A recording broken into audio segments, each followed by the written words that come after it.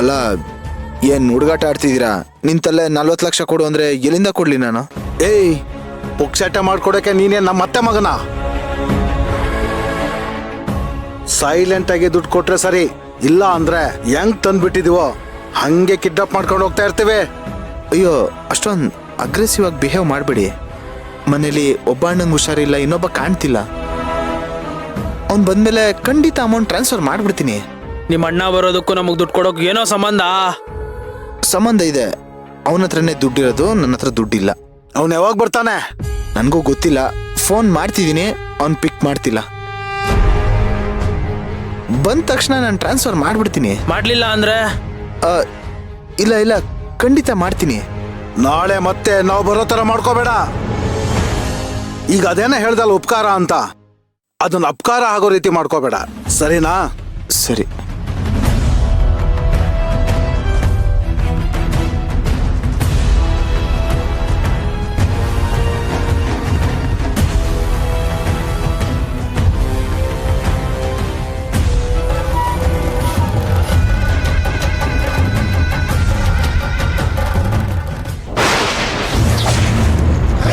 ಪ್ರತಿ ವರ್ಷ ರಾವಣನ ಮೂರ್ತಿನ ಸುಟ್ಟು ವಿಜಯದಶಮಿ ಆಚರಿಸೋ ಹಾಗೆ ನಿನ್ನೆಲ್ಲ ವಸ್ತುಗಳನ್ನೂ ಸುಟ್ಟು ಒಂಥರ ವಿಜಯದಶಮಿ ಆಚರಣೆಗೆ ಆರಂಭ ಮಾಡ್ತಿದ್ದೀನಿ.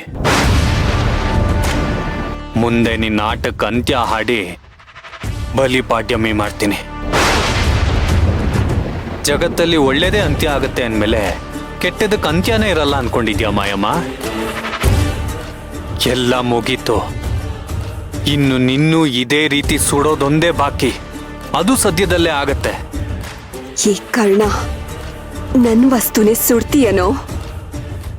ಈ ಮಾಯಮ್ಮ ಎಂತೋಳು ಅಂತ ಗೊತ್ತಿದ್ರು ನನ್ನನ್ನೇ ಮುಟ್ಟೋ ಅಷ್ಟು ಧೈರ್ಯ ಬಂತ ನಿಂಗೆ? ಇಲ್ಲ, ಇಷ್ಟು ಮೇಲೆ ನಾನಿನ್ನ ಸಹಿಸ್ಕೊಳ್ಳಲ್ಲ. ಯಾವುದೇ ಕಾರಣಕ್ಕೂ ನಾನಿನ್ನ ಸುಮ್ಮನೆ ಬಿಡಲ್ಲ. ನನ್ ಪೂಜೆ ಗಡ್ಡ ಬಂದಿದ್ಯಾ ಅಂದ್ರೆ ನೀನು ಸತ್ತೆ ಕಣೋ. ಈಗ್ಲಿಂದನೇ ನಿನ್ನವನತಿ ಶುರು.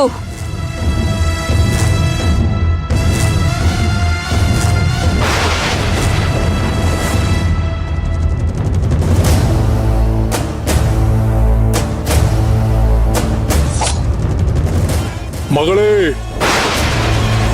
ಶಕ್ತಿ ಪ್ರಯೋಗ ಮಾಡಬೇಡ. ಯಾಕಪ್ಪ ನನ್ನ ತಡಿತಾ ಇದ್ದೀರಾ? ಇವನು ನನ್ ಪೂಜೆ ಗಡ್ಡ ಬಂದಿದ್ದಾನೆ. ಶಕ್ತಿ ಪ್ರಯೋಗ ಯಾಕೆ ಮಾಡಬಾರ್ದು? ಮಗಳೇ, ನೀನು ಪಡ್ಕೊಂಡಿರೋ ಶಕ್ತಿ ಸುಲಭವಾಗಿ ದಕ್ಕಿದ್ದಲ್ಲ. ವರ್ಷಾನುಗಟ್ಲೆ ಶ್ರಮದ ಫಲ ಅದು. ಇಂಥ ಶಕ್ತಿನ ಈ ತರ ಕ್ಷುಲ್ಲಕ ಕಾರಣಕ್ಕೆ ವ್ಯಯ ಮಾಡಿದ್ರೆ ಮತ್ತೆ ಅದನ್ನ ಸಂಪಾದನೆ ಮಾಡೋಕೆ ನೀನ್ ಎಷ್ಟು ವರ್ಷ ತಪಸ್ ಮಾಡ್ಬೇಕು ಗೊತ್ತಾ?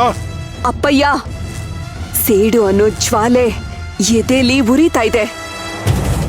ಆ ಜ್ವಾಲಾಗ್ನಿಯನ್ನ ನಾನ್ ಸುಟ್ಟಾಕ್ತೆ ಹೋದ್ರೆ ಸಾಧನೆ ಮಾಡಕ್ಕಾಗಲ್ಲ. ಆ ಕರ್ಣ ನನಗೆ ಹೆಜ್ಜೆ ಹೆಜ್ಜೆಗೂ ತೊಂದರೆ ಕೊಡ್ತಾನೆ ಇದ್ದಾನೆ. ಅವತ್ತು ನನ್ ಮನೆ ಬಿಟ್ಟು ಹೋಗಿದ್ದಕ್ಕೆ ಇವನೇ ಕಾರಣ. ಆಂಜನೇಯನ್ ಪದಕ ತೋರ್ಸಿ ತೋರ್ಸಿ ನನಗ್ ಹೆದರಿಸ್ತಾ ಇದ್ದ. ಇವನ್ನ ಹೀಗೆ ಬಿಟ್ರೆ ಮುಂದೆ ನನಗ್ ತೊಂದರೆ ಕೊಡ್ತಾನೆ ಇರ್ತಾನೆ. ಇವನ್ನ ಸರ್ವನಾಶ ಮಾಡ್ಲೇಬೇಕು. ಅಪ್ಪಯ್ಯ, ನನ್ನ ತಡಿಬೇಡಿ.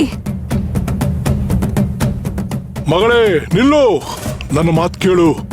ಇಲ್ಲ ಅಪ್ಪಯ್ಯ, ನನ್ನೊಳಗೆ ದ್ವೇಷದ ಬೆಂಕಿ ಕುದೀತಾ ಇದೆ. ನಾನು ಯಾರ ಮಾತನ್ನು ಕೇಳಲ್ಲ.